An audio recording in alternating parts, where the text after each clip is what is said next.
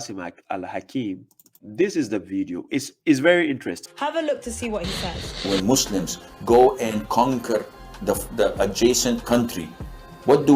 We kill them all? No. The Prophet says, the first thing you do is call them to Islam. If they refuse, then tell them Allah obliged upon you to pay taxation.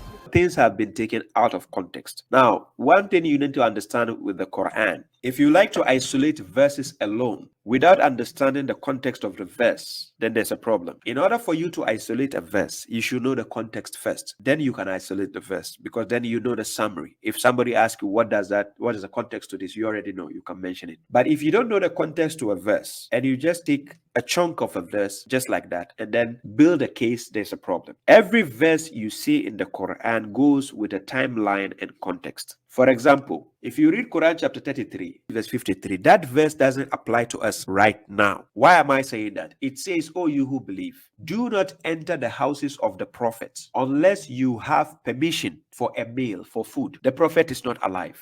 We don't know his houses right now. They don't exist. So how can you enter his houses? How can you be given permission to enter his house? And God never said, do not enter his grave. It's not about grave. So this verse, even though it's in the Quran, it has a timeline. You can't implement it now. Now, this is some things that people don't understand how context works in the Quran. In Arabic, we say siyaq al-kalam. Context is a discourse which helps you, which surrounds a language unit and helps to determine its interpretation. So when you isolate a verse on its own without understanding the subject matter and understanding the context and content, there's a problem. Because then you'll be waffling with your own whims and desires without understanding how the verse is formulated or what it's actually talking about. This is what all real Muslims will want. What? So she said, this is what all real Muslims will want. I disagree. That is what all real mushriks will want. You see the difference? In the coming 40, 50 years, when the Muslims become strong as they're supposed to be. This is the Islamic goal. They want to carry out. So now, this lady now took 10 out of context again, just like ASSIM Al-HAKEEM was talking. She now going to quote chapter 9, verse 29. And we are going to examine the verse with a context to see if it actually aligns with what they are talking about. This verse, 9:29. Like those who believe not in Allah, nor the last day, nor hold that forbidden, which hath been forbidden by Allah and his messenger, nor acknowledge the religion of truth, even if they are of the people of the book, until they pay the jizya with willing submission and feel themselves subdued. So you see the verse she is quoting, but it has been quoted out of context. It is connected to a context. Understand the context. Just like I said, there's a timeline. So I exhort whoever has never read chapter 9, kindly find time. You can go to thegreatquran.com. The Great Quran. Quran start with KORAN.com.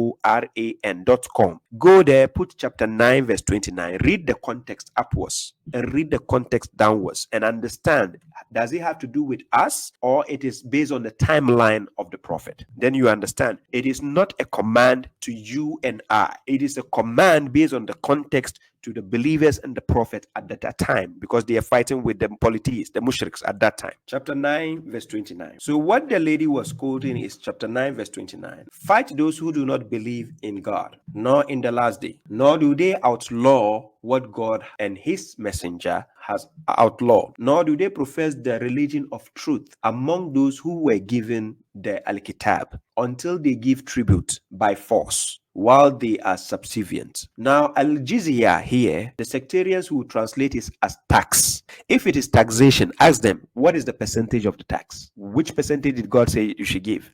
Remember, I'm telling you, one word in Arabic doesn't only have one meaning. Every language has a vocabulary. Words are used to define phenomena, actions, things that happen around you. This is what words are used to describe. For instance, when we say sit, if I'm standing and you say sit, I sit.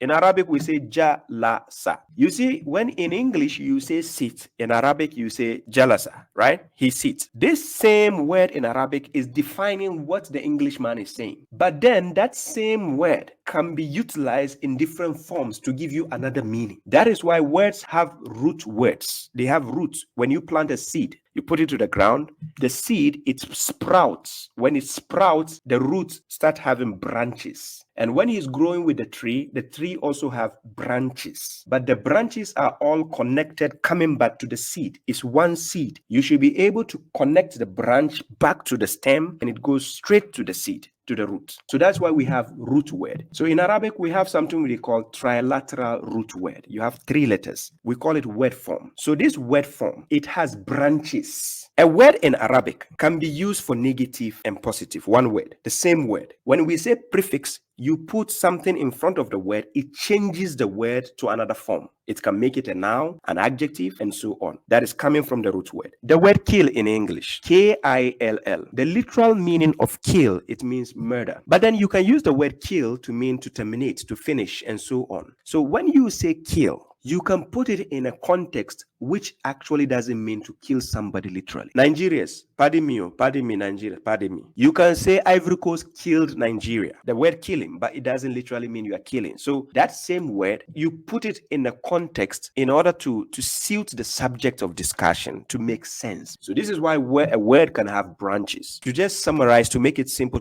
for you to understand that when you see one word in the Quran, it doesn't mean that word only has one meaning. So now when we read this verse, fight those who do not believe in God. Is that where the verse started? It has a context, but you can get the clue of the whole verse when you read chapter 9 verse 1. Starts from the subject itself coming down. Then you understand.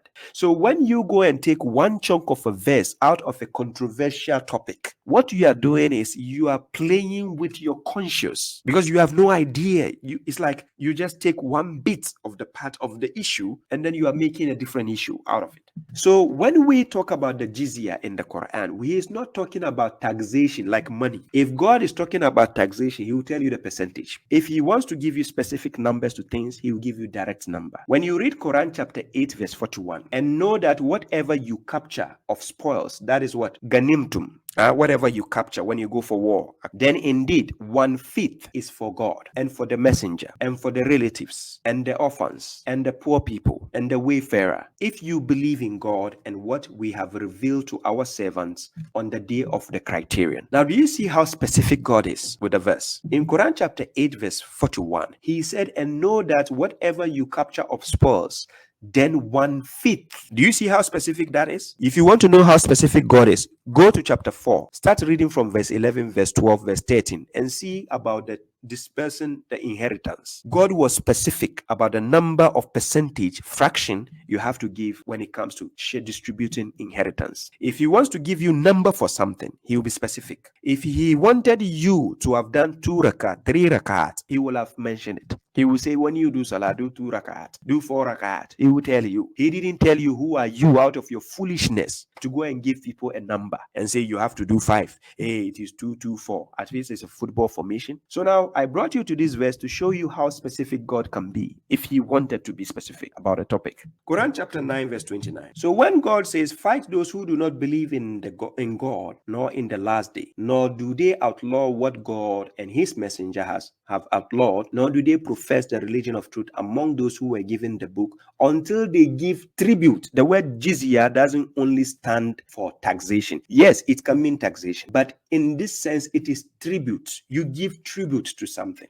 Unless they give tribute by force, they give tribute to the truth by force. How do people give tribute to something? I give an example. I'm a Ghanaian.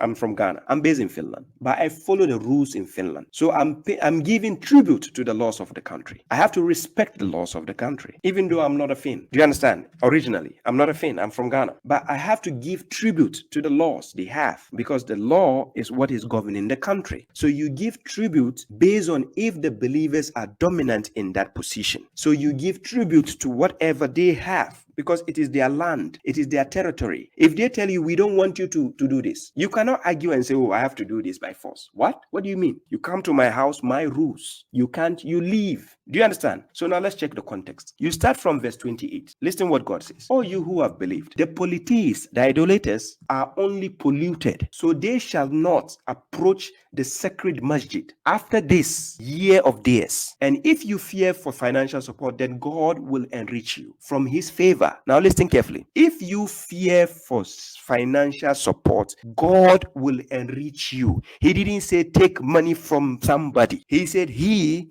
will enrich you. That's ayatan. If you fear that you don't have money, God is the one to do it. Quran chapter 9 verse 28. He didn't say if you fear that you don't have money, take money from these people or collect 3.5%. No. He said if you fear for financial support, then God will enrich you from his favor if he wills. Indeed, God is omniscient and wise. So you see, the verse above cancels the notion of taxation in the second verse. So that word there will not mean taxation anymore. It has to mean tribute, because they have to give respect to the laws, because the mushriks are not allowed to come there again. The territory belongs to the believers at that time. So now they give their own laws based on the laws of God. So if you want to attend to the sacred masjid, you have to abide by the laws of the believers. You can't bring your own pollution there. That is the logic there. So then it goes, verse 29. "Fight those who do not believe in God, nor in the last day, nor do they outlaw what God," because when they come there, they are polluted. They are mushriks. God already said it. They are polluted. When they come there, they don't believe in the real God. They don't believe in the last day. They don't outlaw what God has outlawed. They will pollute you, because whatever they are doing is out of coverage area. If I'm based in Finland and Finland doesn't want criminals, if Finland started allowing criminals to come here, what do you think will happen? So you just think just because the verse says fight those who do not believe, it means that every believer should take a knife and a gun and a bomb and go out there and start fighting people. Go and kill them, disbelievers, because they didn't believe in God. Fight them. You see foolish pagans taking verses of the Quran and saying, look, the Quran says you should go and kill people who don't believe in God. When you went for your academics, is that how they tell you to read a text? For anybody who has never read chapter 9, I exhort you, take chapter 9, start reading from verse 1. Read it into context coming to 29. You see that verse is based on the timeline of the prophet and the believers. It has nothing to do with you. Go and take the Bible and see the dangers in it. It's telling you to even kill babies. Go and take Old Testament. You will see the worst of cases. It's telling you to kill babies, everything, infant. That's why you see Israel bombing Palestine with their civilians and everybody. Go and check the reason, if I'm lying. This is quite literally the verse he's talking about. This is where it says that non-Muslims will have to pay a jizya, a tax. No, don't lie to yourself. Nowhere does it say non-Muslims to pay a tax. So non-Muslims can live in their own country. Let's assume non-Muslims have to pay tax, but nowhere is God going to tax you because you are non-Muslim. Why will God tax you? If God wants to tax you, let's check if you can pay. You think God needs your money? No, he doesn't need it. The worldly life is only play and amusement. But if you believe and reference, he, God, will give you your rewards and will not ask you for your assets. God doesn't need your asset too. Listen carefully. When he said, وَأَقْرِضِ اللَّهُ قَرْضًا حَسَنًا, loan God a good loan. It's not like you are giving God money to eat. God only wants you to help the poor and the needy around you so that he will bless you. God never said, come and feed him. He doesn't need anything from you. Quran chapter 51, verse 57. وَمَا خَلَقْتُ الْجِنَّ وَالْإِنسَ إِلَّا لِيَعْبُدُونَ. I did not create the jinns and the humans except to worship, or you can say serve me. Verse 57. I do not want any sustenance from them, nor do I want to be fed. God doesn't want any sustenance from you. God doesn't want to be fed by you. He created you. He has to feed you. He has to give you sustenance. Just like when you give birth to children. Okay, let's go back. Now listen, verse 37. And if he should ask you for them, then it will restrict you to become stingy, and it will bring out your hatred, because this is what you'll be saying. What kind of God is this? You gave me 100 euro, you want me to give you 20 euro. This kind of God is not good at all. How can I give you? Just like the pastors and some of the imams, they take money from you. They say, come and pay 2.5% tax. This is a cut. You pay 2.5%. And then the pastors, they will tell you have to pay tithes. You're 10%. They say this is for God. Seriously, the sectarians and they are fooling you. The sectarians, they hate you to even have gold. When you have gold, you see the imam watching you. You want to be a kafir? This gold, the zakat has touched it. Bring it. We will weigh it, and then we will take percentage from it and give you the rest of your money. Bring the gold necklace. Wallahi, the mushrik scholars is what they do. Hey, sister, the gold bracelet you are wearing, the zakat has touched it. Bring it. We have to deduce the zakat 2.5% out of your jewelry. Monetization. I'm serious. They have it in Christianity, and then they have it the fake version of Islam. The Sunnis, the Shias, they tax their people. I'm serious. So you have to pay percentage from it, 2.5. Yeah. Sahih Bukhari says it. So you pay 2.5. So bring it. We calculate it. Some of the scholars in Ghana, they even have a scale, how to scale. According to them, zakat, you have to wait for 1 full year before they give zakat. Yeah, they say zakat al-fitr, zakat al-dawat, zakat al, yeah. So now God says, here you are those invited to disperse in the way of God. It's not like you are giving God. It is in the way of God. What is the way of God? To give to the poor and the needy. Look, in Finland, what Finland does is they will take percentage out of my money and then they put it in the system and then they help the asylum seekers, the poor and the needy, the jobless people, the disabled people. Then they will use it to feed them, to give them a welfare so that this same person will not be begging from me on the streets. Do you understand the logic? So this tax, I'm going to pay the system. They use it to build the country and for the betterment of people. Do you see the logic?